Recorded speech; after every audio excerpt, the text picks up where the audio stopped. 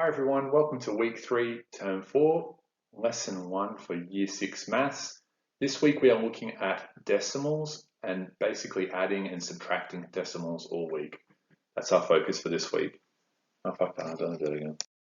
So today we're learning to add and subtract decimals with the same number of decimal places. So the same number of digits in the decimal places. So either 1 digit in decimal place or 2 digit in decimal place. For the two numbers we're adding or the number that we're subtracting from another number. To do this, you can use mental strategies, written strategies, or a calculator. So we're going to look through all of those different strategies that are available to you. And the main thing you need to know is to recognize and obey place value. It's so important when we're adding whole numbers, but also when we're adding decimals or subtracting decimals.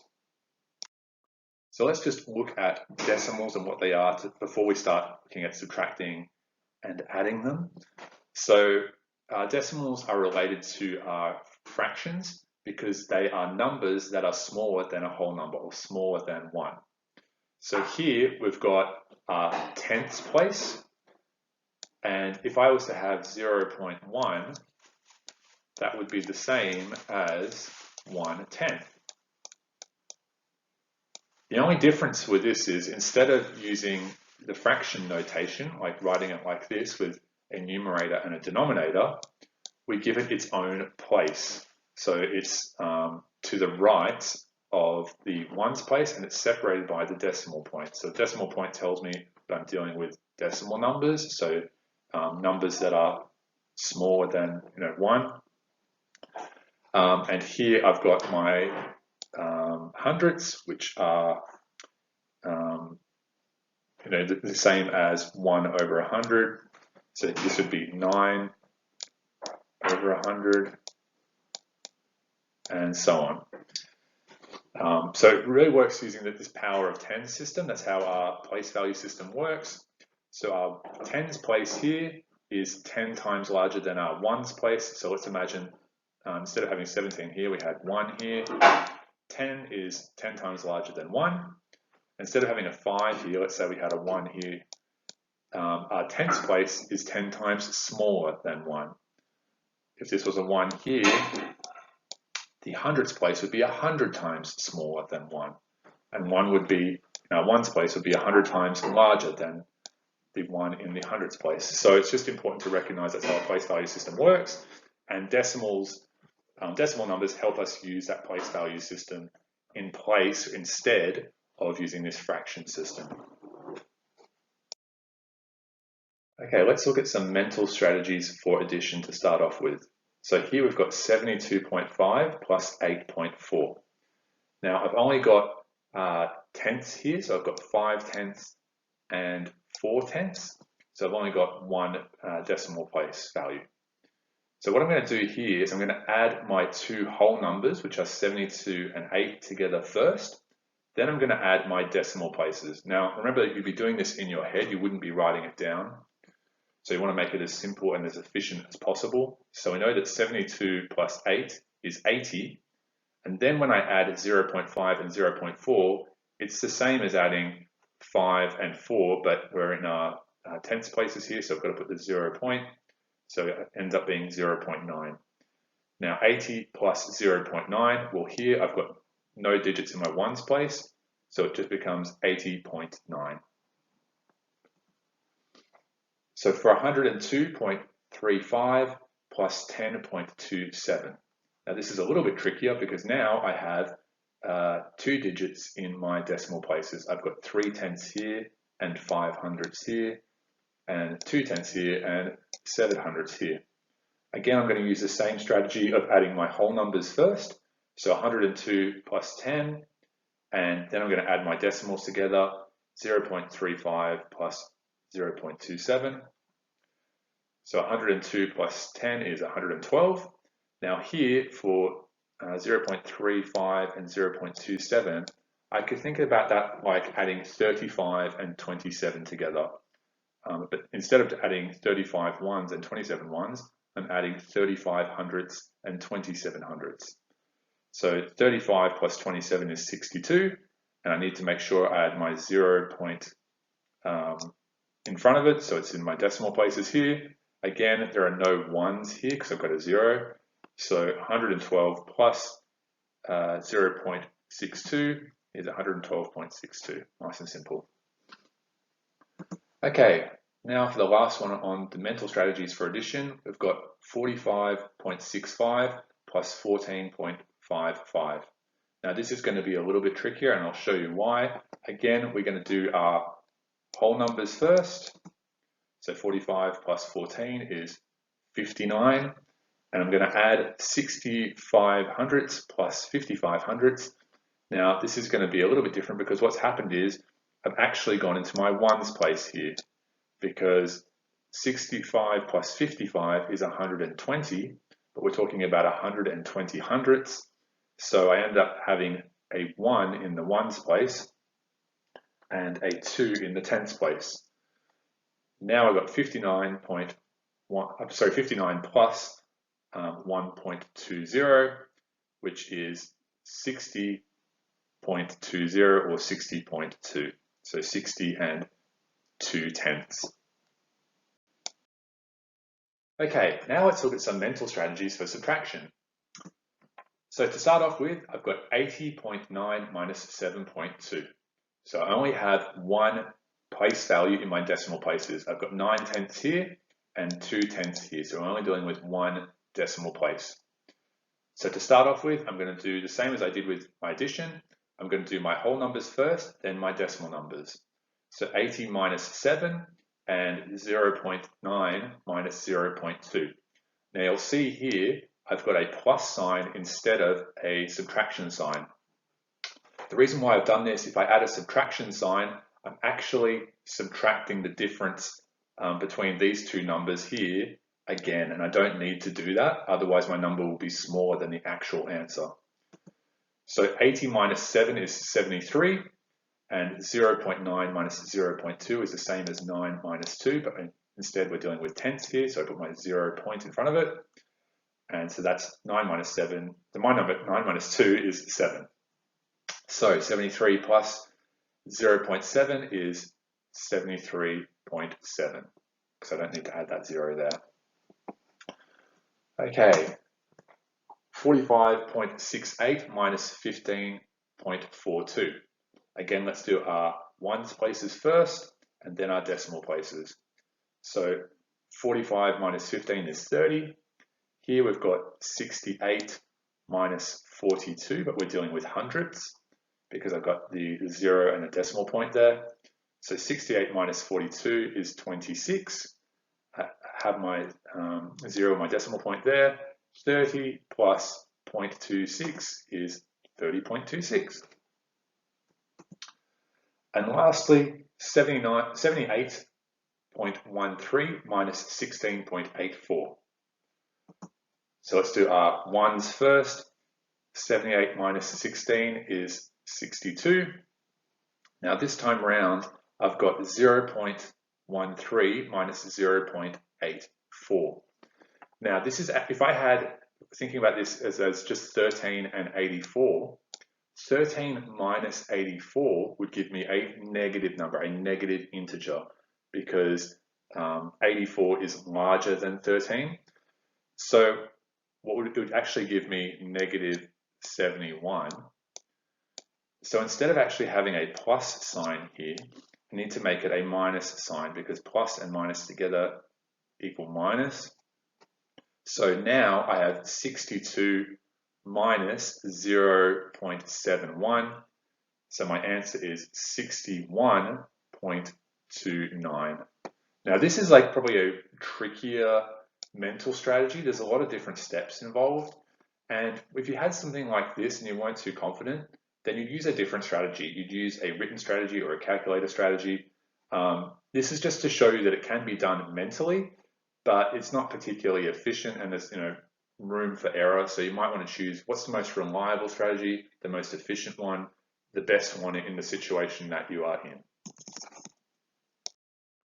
Now for some written strategies for adding decimals. So here we've got 172.37 plus 121.51. So I've got the same number of digits, and I'm dealing with the same place values here, particularly for my decimals. I've got tenths and hundredths here, and tenths and hundredths.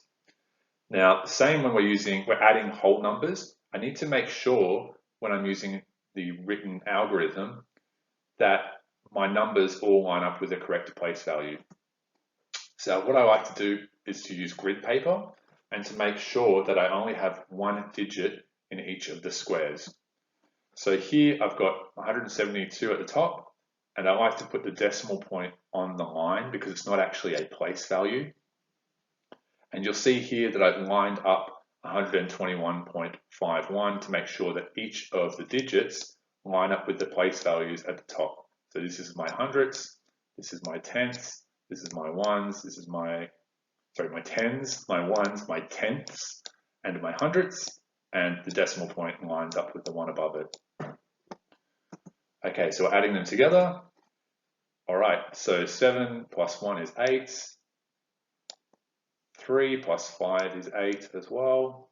I make sure I add my decimal point. I like to do it as I go along. Some people save it for the very end, but I like to do it as I go along to make sure I don't forget. 2 plus 1 is 3. 7 plus 2 is 9. And 1 plus 1 is 2. And there's my answer. Okay, let's look at this one now. 829.49 plus 38.77. Again, use some grid paper for this. Have my two numbers so they're stacked. Now here I've got to make sure that my 30, my 3/10 is in my tenths place. So you could add a 0 in this place here. I don't really do that, but you need to make sure that your decimal points are lined up and that each of the place values is in line with the number on top. Okay, so I like to start again from the right, starting with my decimal places. So 9 plus 7 is 16. So I've got 6 here, and I trade my 1 here, or my 10 hundredths over here. 1 plus 4 is 5, plus 7 is 12. So I have 2 and 1 here. Make sure I add my decimal point. 1 plus 9 is 10, plus 8 is 18. Again, trade the 1/10s over here. 1 plus 2 is 3. 3 plus 3 is 6. And 8 plus 0, 8 plus nothing is 8. And that's my answer, 868.26. So making sure as I go along that I work from right to left, and making sure that I carry my decimal point down here, and also making sure that I add the correct places as I'm going along. Now that's really nice and simple when you've got these grid lines, making sure that they're all in line with one another. Okay, now for written strategies for subtraction, it's much the same. So we have our numbers stacked, making sure that each of the digits is in the correct place. So here I've only got 89 instead of 800. So I've got to make sure that the 8 is in the tens place. I've got my decimals lined up, and I've got my subtraction sign. So let's go. So 6 minus 9, well, I can't do to get a whole number. So what I'm going to do is I'm going to make this 6 and trade 1/10 back here. So now it's 16. 16 minus 9 is 7. 6 minus 2 is 4. Put in my decimal point here so I don't forget. 1 minus 9, I can't do that and get a whole number. So I'm going to make this 8 and bring back 1/10. 110 I should say, I keep saying 1/10. 11 minus 9 is 2. 8 minus 8 is 0. And 2 minus 0 is 2. And that's my answer. All right, so here we've got 3 numbers we're subtracting, or 2 numbers we're subtracting for the initial number. So 72.51 minus 9.72 minus 14.28. Again, making sure that I stack them up correctly. So because I've got the same number of digits in the decimal places, that's nice and easy. So I've got just 2 decimal places, and I make sure I stack up my decimal points so they're all in line with one another. I like to put them on the line. Now here I've only got 9 ones, so make sure that my 9 is in the ones place, and then here I've got 7 tens and 1 tens, so they're all in the tens place. Okay, and then we just subtract. So 6 minus 2 is 4, minus 8, well I can't actually get a whole number from that, so what I'm going to do is I'm going to take away from here, make this 6, make that 16, so 16 minus 2 is 14, 14 minus 8 is 6. Now 6 minus 7 is not going to give me a whole number, so again I'm going to take from here, and this is going to be 1. Now I've got 16 again. 16 minus 7 is 9. 9 minus 2 is 7. I've got my decimal point here. 1 minus 9, I can't do that and get a whole number, so I'm going to take away from this, make this 6. And now I've got 11. 11 minus 9 is 2, minus 4, I can't do that again, so I need to take away from here. And this becomes 5, and this becomes 2. So 21 minus, because I've taken away 2 tens now, so it's 21 minus 9 is 12. 12 minus 4 is 8. And then 5 minus 1 is 4. So my answer is 48.76. And lastly, the other strategy that's available to you is using a digital strategy. Now, there are different programs you can use this. You could use Google Sheets or Microsoft Excel, but the most obvious digital technology you have available to you is a calculator.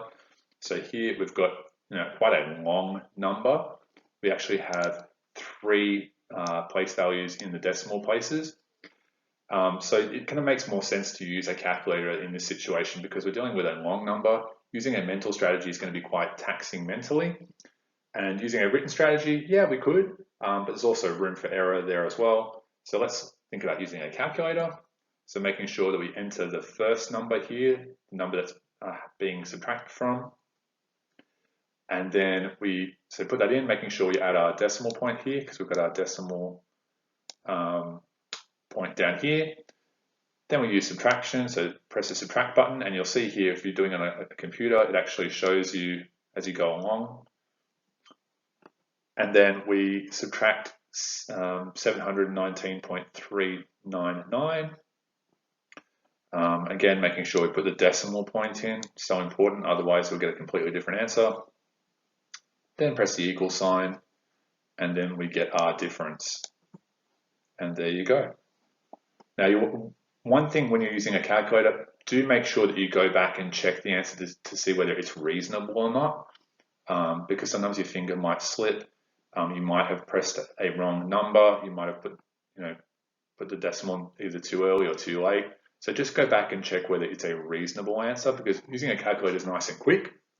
So the least you can do is check whether your answer kind of makes sense. Here, 4,000, let's round it. 4,200 minus 700, 3,400 or 3,700. That seems to make sense. That seems to be quite reasonable. We're not talking about huge differences here. So 3,467 seems like a reasonable answer to me. We're not thinking about 34,678 or something like that, where I know that I've obviously put the decimal point in the wrong place. Okay, so the main ideas from today's lesson is that you have mental, written, and calculator strategies available to you. Make sure you use the strategy that's most efficient for you in any situation.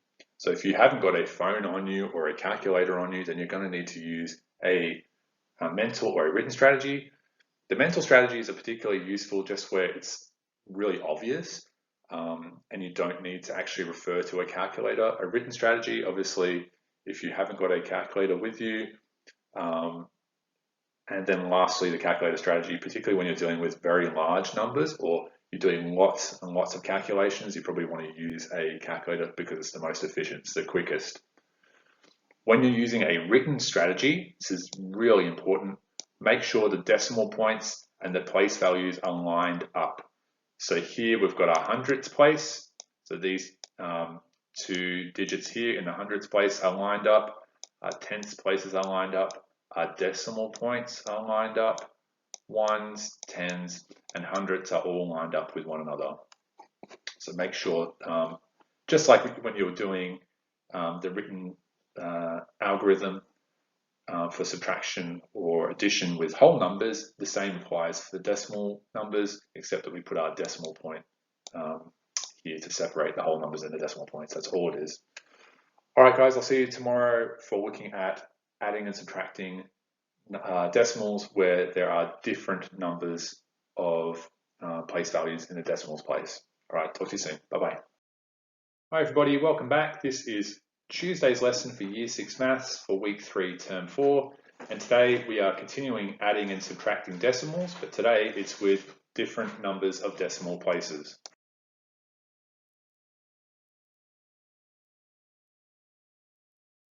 So again, before we start looking at these different strategies, let's look at the relationship between fractions and decimals. So yesterday we looked at the different place values. Today, let's just look at some diagrams. So here we've got 3/10 as a fraction. That can also be written as 0.3 using decimal notation. So these two things are the same as each other. And so here, written as a decimal, I have my ones, which is 0 ones, and my tenths, which is 3/10, because this number here, 3/10, or 0.3, is less than 1. It's a number that exists that is smaller than 1, which in the diagram would be the whole diagram. Over here we've got 47 hundredths, which is the same as 0.47, so that's using decimal notation. And here we've got 0 ones because this number is smaller than 1. We've got 4/10 and 7 hundredths because the 7 is in the hundredths place and the 4 is in the tenths place. Okay, now let's look at some mental strategies for addition where we have a different number of decimal places. Now in this first one, we don't actually have a different number of decimal places because there are still 2 decimal places in each of these numbers. But for the second number, 8.04, we have a 0 in the tenths place. So thinking about our mental strategy from yesterday, we add our whole numbers first, then we add our decimal places. So it's 6 plus 8 and 0.49 plus 0.04, which is 14 plus 0.63, because we can think of this as 59, and we can think of this as 4. And so 59 plus 4 is 63, or 63 hundredths. And we put a 0 and a decimal point in front of it. Then we just need to add these two together. 14 plus 0.63, well, we just remove that and it becomes 14.63. Now, thinking about relating this to decimals, and earlier I just spoke about the relationship between decimals and fractions. Another way we can think about this is whole number 14 plus 59 hundredths. So instead of using decimals, we could use a fraction notation, so using fractions to write it. So these two mean the same thing, and 4 hundredths. So 59 plus 4 is 63. So our answer could also be expressed as 14 and 63 hundredths. So this is how you'd write it as a fraction, and this is how you would write it using decimal notation. Now today, it's only really about writing it using decimals, but I really want you to see this relationship between fractions and decimals. Some of you might already be familiar with it, but it's another way to think about this decimal part, thinking of it as two fractions that can be added together. They both have the same denominator. So it's really just thinking of it as 59 plus 4 and then putting a decimal point in front of it. Now here we do have a situation where we've got a different number of decimal places. So we've got 17.1 plus 12.047. So again, splitting up into whole numbers and decimal places. So 17 plus 12, and then we do our plus 0.1 plus 0.047. So the whole numbers total 29, and our decimal numbers, well, we can think of this as, actually I'll show you the fraction to make it a bit easier. We can think of this as 100 thousandths because we're dealing with our thousandths now. So what I need to do here is I need to add two more zeros. So this 1 here in the tens place represents 100 thousandths because this is our thousandths place. And the 4 and the 7 here represent 47 thousandths because this is 7 thousandths and this is 10 times more than the 7 place. Imagining it was a 7, so it is 47 thousandths. So we have 100 plus 47, which we know is 147. So our answer can also be expressed as 29 and 147 thousandths. So these two numbers here mean the exact same thing. It's just that one is written using decimal notation and one is written using fraction notation. Okay, now let's look at some mental strategies for subtraction. We've got 27.98 minus 5.06. So we do our whole numbers first. 27 minus 5 is 22. And here we can think of this as 98 hundredths minus 6 hundredths. So 98 minus 6 is 92. And then we put our decimal point in front of it because we're dealing with hundredths here. We've got 9 tenths and 2 hundredths, or 92 hundredths. And so our answer, we add these two together, 22 plus 0.92 is 22.92. Now we can also use fractions to think about this. You heard me say that's the same, 0.98 is the same as 98 hundredths minus 6 hundredths, which is 92 hundredths. So our answer is 22 and 92 hundredths. Now 22.92 and 22 and 92 hundredths are the exact same number. They would appear at the same place on the number line. They mean the same thing. They're just written using different notation. One's using decimal notation and one's using fraction notation. Here we've got 117.319 minus 13.049. So again, I do the whole numbers first, 117 minus 13, which is 104. Then I do the decimal part. So I've got 319 thousandths because this here is the thousandths place. And here I've got 49 thousandths. So I can think about it using fractions. So 319 minus 49 gives me 270. So I add that on top of the original answer, and so it's 104 and 270 thousandths, or 104.27. Now you don't need to add the 0 on the end. You could, but you don't need to, because if you've got a 0, we keep on adding zeros. So the last number that isn't 0 in the decimal place is where you can end it. But if you added a 0, that's totally fine. It would still mean the same thing. Okay, now on to our written strategy for addition for decimal numbers with different numbers of decimal places. So this number here has 3 decimal places, 1, 2, 3, and this number here has 2 decimal places. So we're adding 21.391 plus 49.28. So First thing is I put that number at the top, making sure that each place value and each digit for each place value is in its own square. So that's why I like to use grid paper, because it makes it nice and neat. If you weren't using grid paper, you just need to make sure that when you're adding the number below, that each of the decimals and each of the whole number place values all align with one another. So here I've got my tens, so 2 tens and 4 tens, my ones, they line up. My decimal points here line up. My tenths, my hundredths, and the thousandths. Sorry, I'm using a mouse to write these, that's why it's a little bit messy. Now here, because 49.28 doesn't actually have 3 decimal places, whereas 21.391 has 3 decimal places, I just need to add a 0 here. Now, if you didn't add a 0, it wouldn't really make a huge difference to the calculation, but adding a 0 makes it so that I can see, well, actually, now all the numbers line up.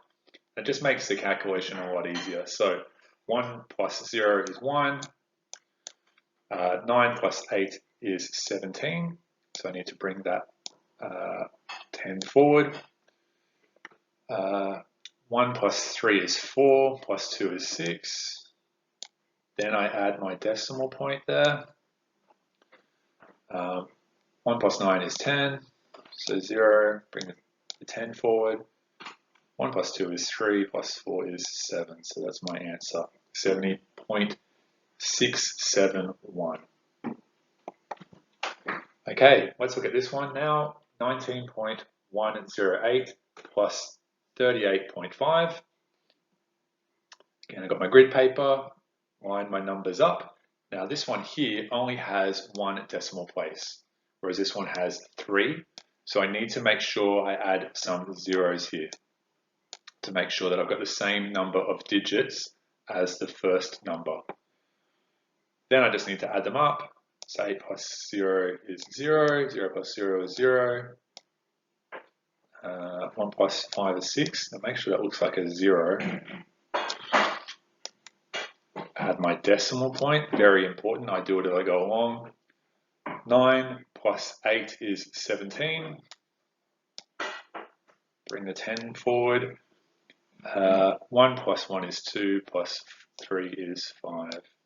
And there you go, there's my answer.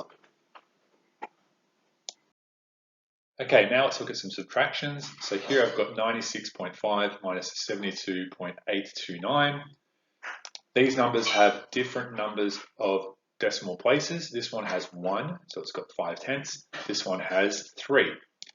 So when I'm doing my written algorithm, I need to make sure that I add 2 zeros to the end of 96.5.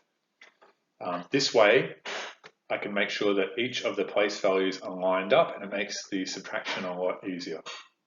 So here I've added a 0 in the hundredths place and a 0 in the thousandths place. Now let's do the subtraction. So 0 minus 9. Yes, I can do that, but I won't get a positive number. So I need to trade. I can't get it from this hundredths place because it's a 0 there. So I'm going to go to 5. Make that a 4. Bring that here.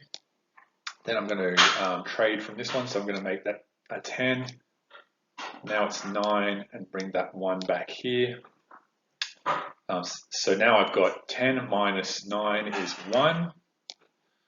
9 minus 2 is 7. 4 minus 8, yes I can do it, but I won't get a positive number. So I'm going to take away from the 6. Now it's 14 minus 8 is 6. Put a decimal point in here. 5 minus 2 is 3. And 9 minus 7 is 2. Now if you forgot to add your decimal point, your answer would actually read as 23,671. So that's not a reasonable answer to this problem, because you're only looking at 95 and 72 if we're going to just look at the whole numbers. So you'll never get a number that large, either positive or negative. So just make sure you always check your answer for reasonableness. And if you're not using grid lines like this and setting up, do make sure that all of your place values are lined up. It's so important. You can't rush this. Otherwise, there is a high chance of error. You'll be subtracting from the wrong number or the wrong digit.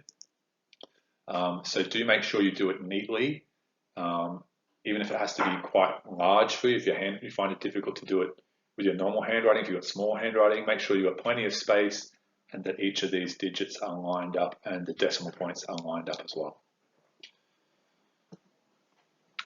Okay, we've got 43.21 minus 8.099. Again, this one here only has 2 decimal places, whereas this one has 3. So I need to add a 0 onto this number here. So now I have 43.210 minus 8.099. I could add a 0 here if you really wanted to. I don't really find it helps me, but some people like to do that. It'd still be correct.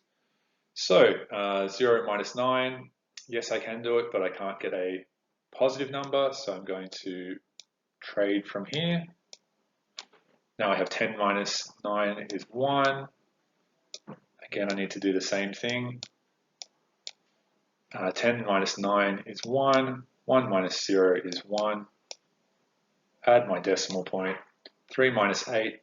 Yes, I can do it, but I can't get a positive number. So I'll trade from here. Now I have 13 because I took one of the 10s from this 10s place. So I have 1 10 plus 3, which is 13. 13 minus 8 is 5. And 3 minus 0 is 3. So my answer is 35.111.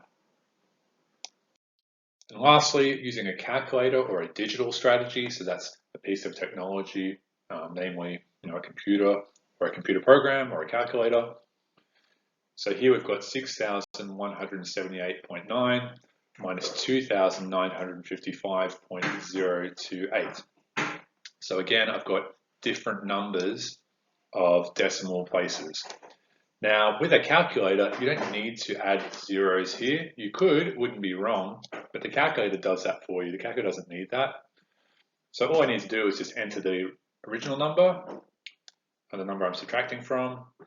Make sure I punch the subtraction key, put in the second number, making sure that I add the 0 here and a decimal point, otherwise you'll get a completely different answer. And then here is my answer, 3,223.872. And I just want to make sure that I check that my answer is reasonable as well. So let's say I can round this up to 3,000 and round this to 6,200. 6,200 minus 3,000 is roughly 3,200, which is fairly reasonable. So I'd say this is a reasonable answer. It's not outside the realm of possibility. It's not something like it's like I hadn't put in the decimal point or put in the decimal point in the wrong spot. So it's a reasonable answer. So I'm happy with this answer to go ahead. Okay, so to wrap it up, we can relate fractions to decimals. This can help us with mental calculations. So for example, we've got 7.68 minus 6.05. We can think of this as 7 and 68 hundredths, because here I'm dealing with, I've got 8 hundredths here, so I've got 68 hundredths. And here I've got 5 in a hundredths place, so I'm dealing with 5 hundredths. So 68 minus 5 is 63, and 7 minus 2 is 5, so I've got 5 and 63 hundredths, which is the same as 5.63. For written strategies, make sure you add a 0 to place values that are empty to help you line up the digits to their correct place value. So here we only had 1 decimal place, whereas here we had 3. So for this number at the top, I added 2 zeros as well to make sure that it has the same number of digits in the decimal places as the bottom number. Now they are zeros, but it just helps with the calculation as we saw because we had to do some trading there. You don't need to do this for calculators. Yep, so I don't need to add zeros here. You could do it and you'd get the right answer, but it's just an unnecessary step. The calculator will do that for you, so you don't need to worry about that. And that's it for today's lesson. All right, I'll see you tomorrow for Wednesday's lesson, where we are looking at estimating and rounding for reasonableness. All right, talk to you then. Okay guys, welcome back. Today it's lesson 3 for Wednesday for Year 6 Maths. So far this week we've looked at adding and subtracting numbers with decimal places. They could have the same number of decimal places or different decimal places, and we've looked at written, mental, and calculator strategies for that. Today we're looking at rounding decimals to check the answer for an addition or a subtraction problem is reasonable. So it's all about rounding decimals today.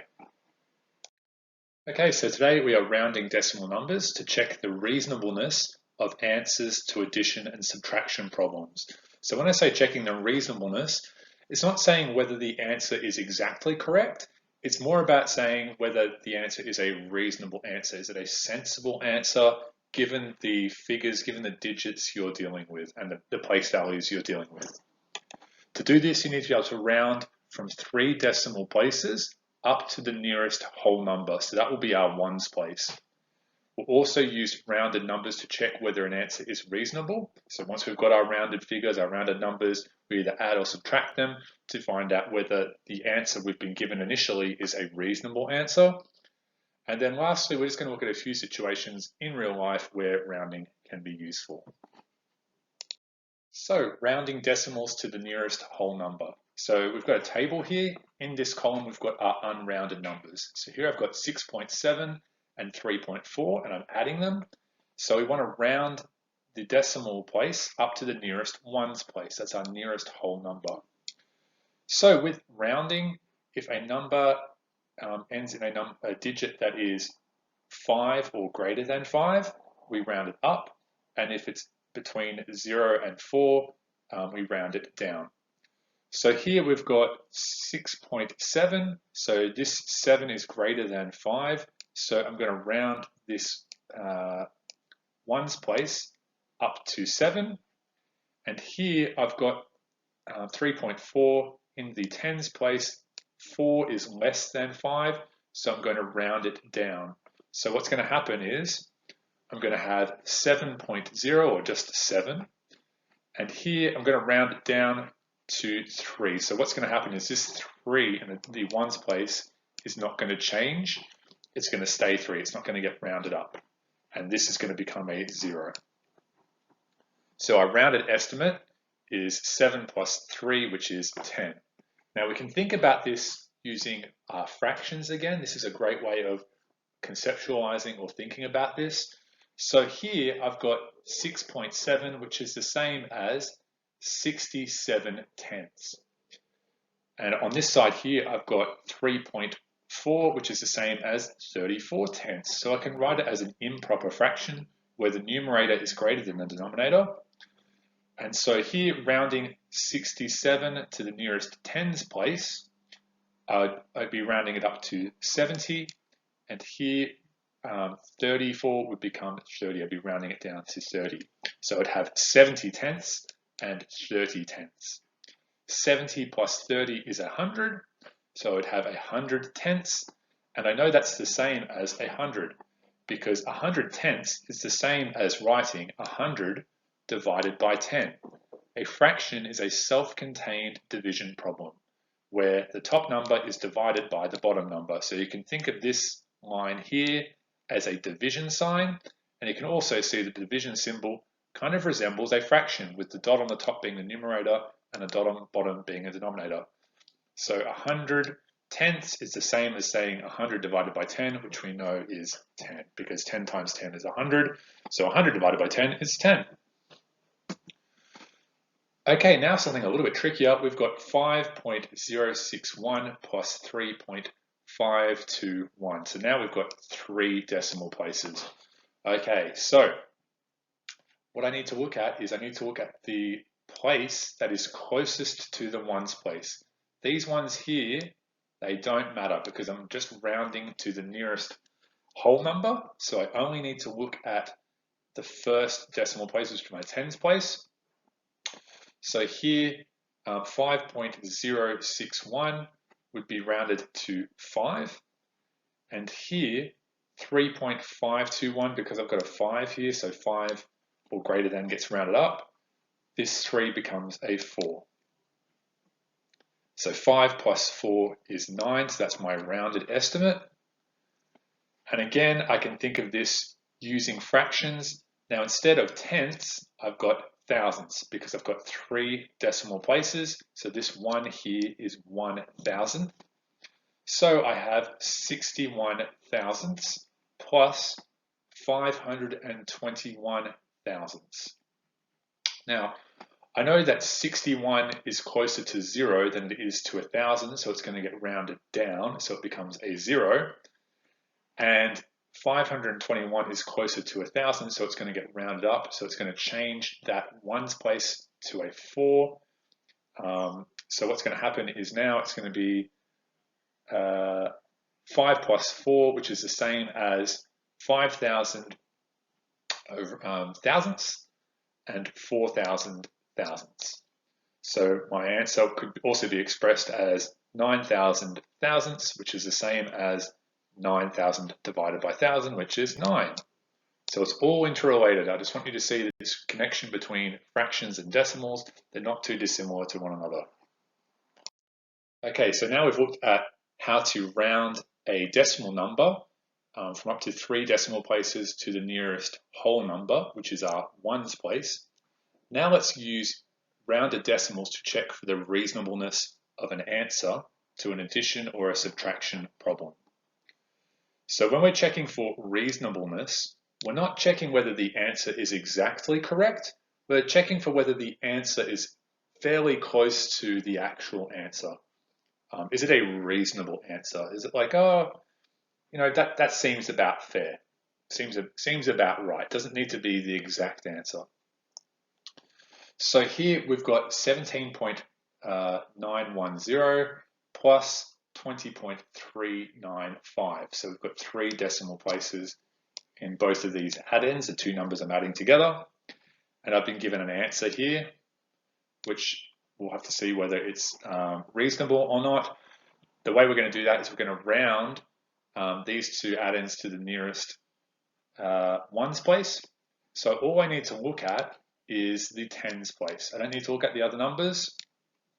So here I've got 9. 9 is greater than 5, so it's going to be rounded up. So it's going to change this 17 to 18.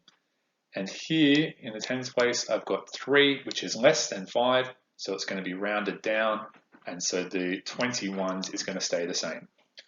So now I have 18 plus 20, which is 38. So comparing these 2 numbers here, the one I've been given and my rounded estimate, I can say that this is a reasonable answer.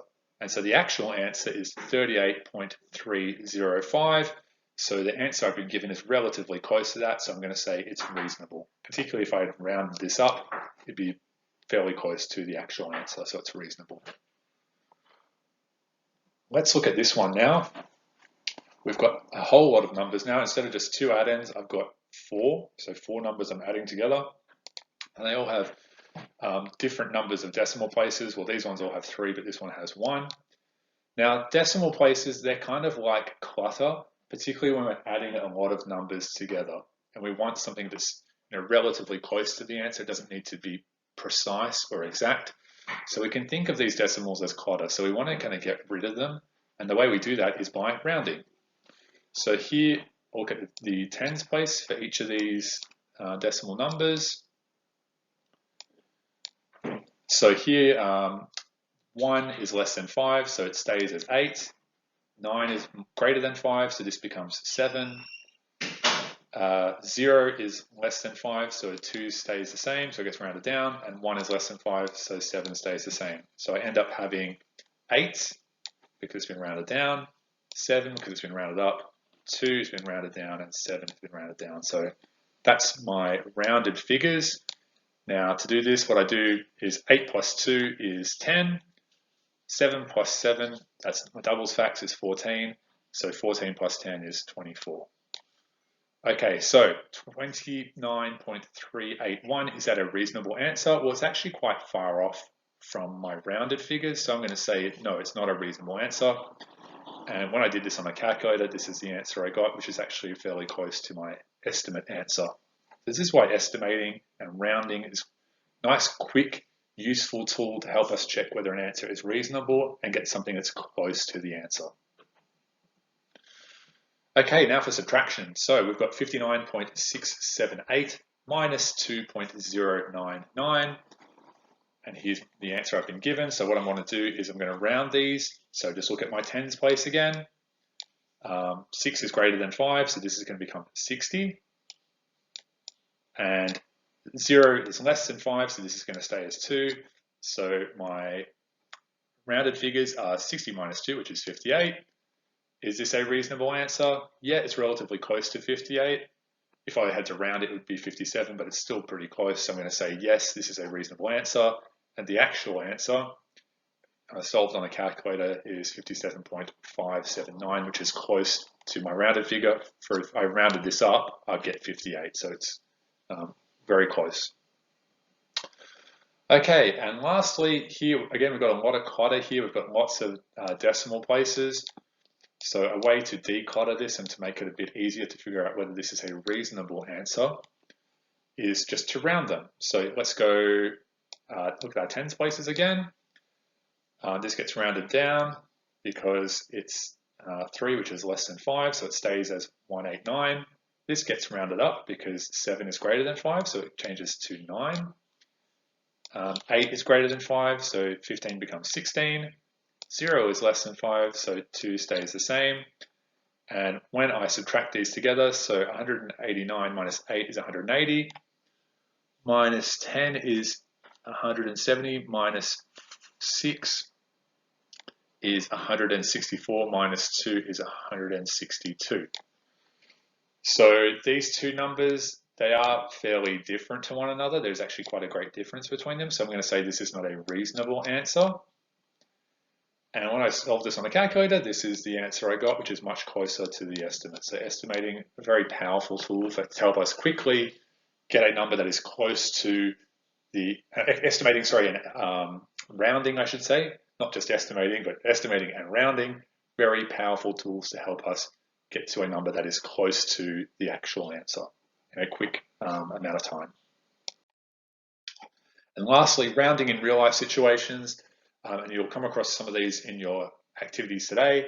Looking at a bill or a check if you go to a restaurant or if you go shopping, where you have an itemized list of items and their prices, and you'll have the decimals will be the cents.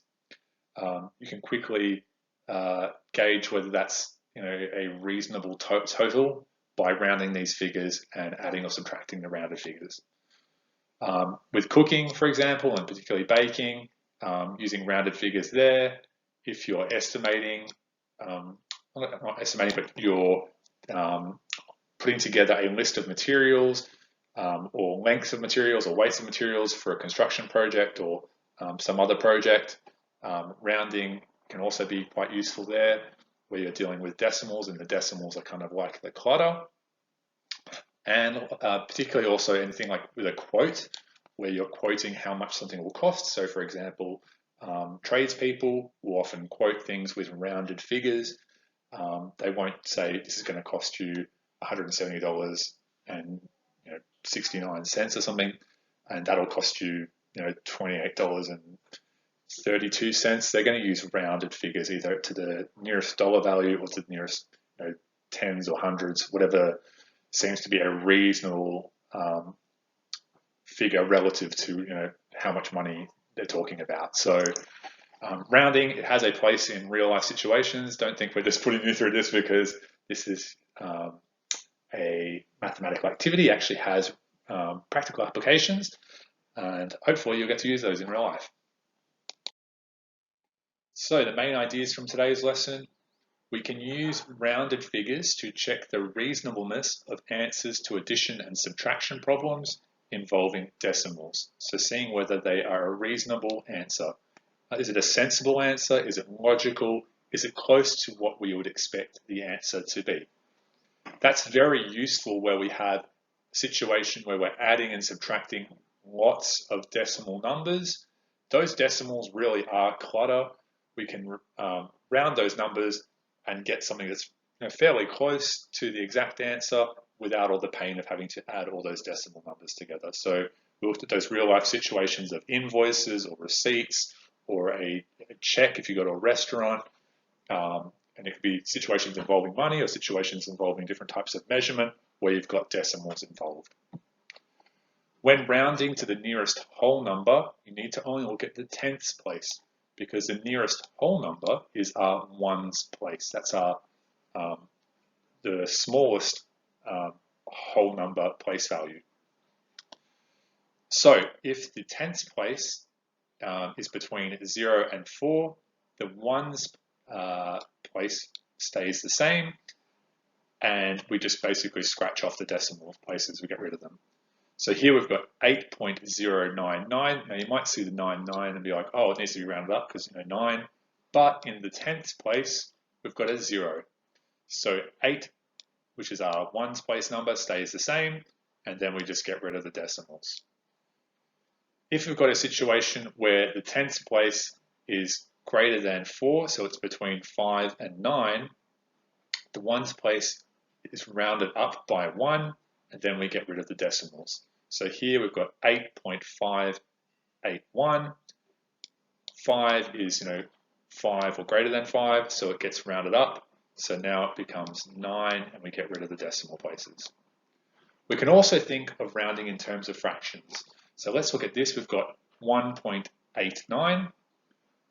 Another way of writing this is as a mixed numeral. So we've got our whole number here, which is 1, and we've got 9 hundredths here, and we've got 8 here in the tenths place. So we can actually say we've got 89 hundredths. Now, if I was to say whether 89 is closer to 0 or 100, it's closer to 100. So then I can say, well, actually, I've got 1 plus 100 hundredths. And we know that if the numerator and the denominator are the same, we've got it 1 whole. So now we've got a classic arithmetic problem, 1 plus 1, which we know is 2. So if we were to round this to the nearest whole number, which is our ones place, it would be rounded up to 2. So this is a proof to show that rounding works.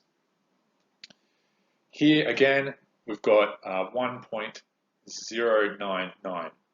So we've got this last 9 here is in the thousandths place. So we have 99 thousandths. And the way we write that is 99 as the numerator and 1,000 as the denominator. And we know that 99 is closer to 0 than it is to 1,000. So we'd round it down to 0. So we'd end up having 1 plus 0 over 1,000, which is the same as 1 plus 0, which is just 1. So this will be rounded to 1. Okay, guys, I hope you enjoyed today's lesson. I'll see you tomorrow for our last lesson for this week on decimals, and it's also our last home learning maths lesson, hopefully for the rest of the year. We'll just have to wait and see. All right, bye-bye. Hi, everybody. Welcome to week 3, lesson 4 for year 6 maths. Today we are solving word problems involving decimals. So this is the last part of our look at decimals for this week. So today we are solving word problems involving decimals using written and calculator strategies. So we've looked at using that written algorithm where we write one number on top of the other, making sure that the place values and the decimal places are all in line with one another. And then we've also looked at using a calculator. So firstly, you need to recognize whether the problem involves addition or subtraction. So it might involve one or the other, or maybe a combination of both. So that's really about understanding what the question is asking you. Sometimes you can rely on keywords, but sometimes they can also mislead you as well. So it's really about visualizing and understanding what needs to be solved here and what the problem is. Like I said before, when you're using the written algorithm, make sure you align the place values and the decimal points so that they're each in their respective columns. And today we're also going to be representing different measurements as decimal values, so converting between different measurements, for example, with mass and length. Okay, so today I'm going to go through 3 different word problems. I'm not going to tire you by going through lots of them. Really, it's just about applying a written strategy or a calculator strategy, and also determining whether it's a subtraction or addition or a combination of both problem. So here we've got Toby bought a TV for $185.35, while Rita bought the same TV on sale for $159.85. How much did Rita save compared to Toby? So we're comparing 2 numbers or finding the difference between 2 numbers. So anytime we're comparing or finding the difference, we're using the subtraction operation. So I'm going to subtract $159.85 from $185.35.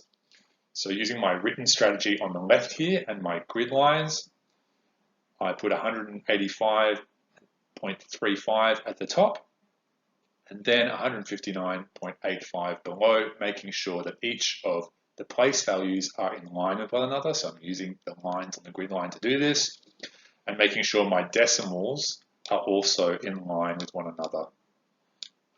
Okay, so let's do it. So starting from the right, 5 minus 5 is 0.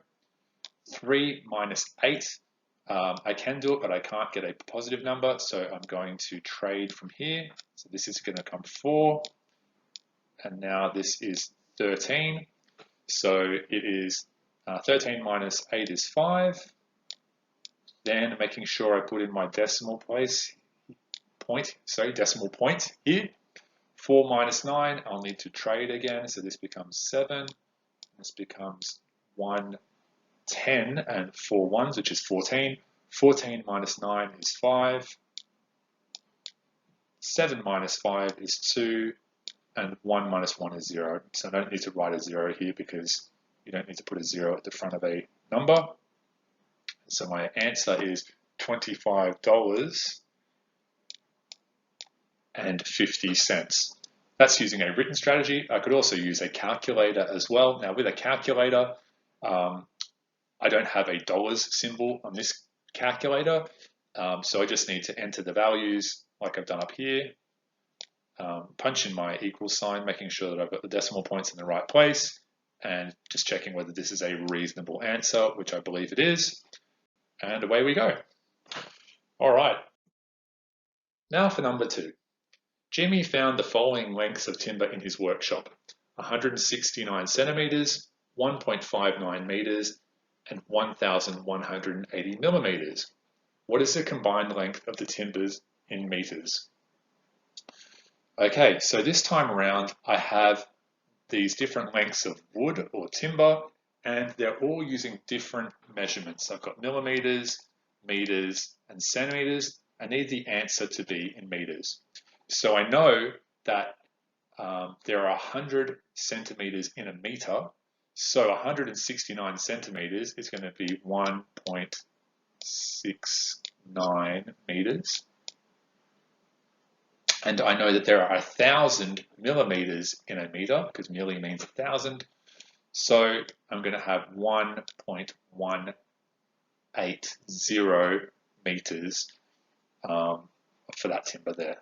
So instead of saying 1.180, I can just write 1.18 because I don't need that 0 at the end. Now I'm looking for the combined length. Now this actually gives me a keyword. Combining means we're adding together. So we're seeing if we put these 3 timbers together, in one sort of straight line, what would be the total length or the combined length? So we're totaling, which is adding. So I need to add these figures together. So 1.69 plus 1.59 plus 1.18, and now let's add them. So 9 plus 9 is 18, plus 8 is 26. So now I put my 2 10s here. 2 plus 6 is 8, plus 5 is 13, plus 1 is 14.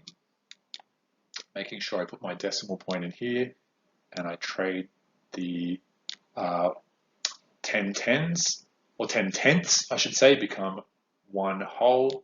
1 plus 1 is 2, plus 1 is 3, plus 1 is 4. So my answer is 4.46 meters, making sure that I put the unit of measurement on the end as well. And again, once I've done my conversions, I could also use a calculator to solve this as well. And that would give me my answer as well. Wouldn't show me that it's in meters, but it would give me the decimal and whole number answer. Okay, here's our last one for today. Amy bought 3.07 kilograms of potatoes, Sam bought 567 grams, and Ivan bought 0.895 kilograms.